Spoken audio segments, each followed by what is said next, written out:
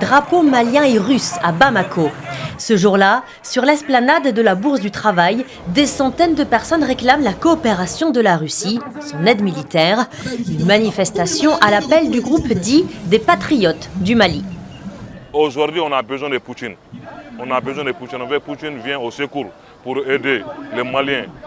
Lors de cette manifestation, on a pu entendre des slogans hostiles à la France, hostiles aussi à la MINUSMA, la mission des Nations Unies au Mali.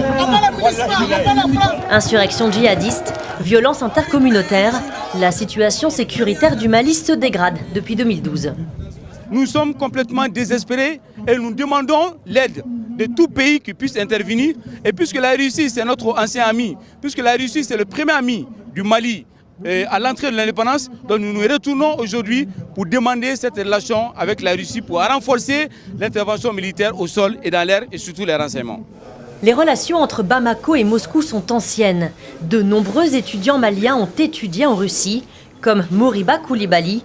Aujourd'hui journaliste au quotidien L'Essor, il a passé 5 ans à Saint-Pétersbourg dans les années 80. Dans mon université, par exemple, on était des étudiants de 90 nationalités du monde. Je le regrette énormément que cette coopération ait, je ne dirais pas cessé, mais a beaucoup diminué en intensité.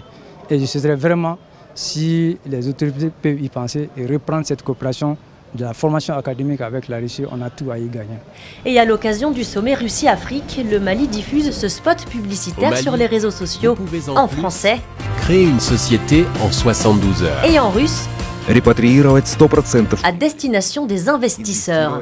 Et après avoir reçu ce mois-ci l'ambassadeur russe au Mali, le président Ibrahim Boubacar Keïta se trouve à Sotchi pour le sommet Russie-Afrique qui débute ce mercredi.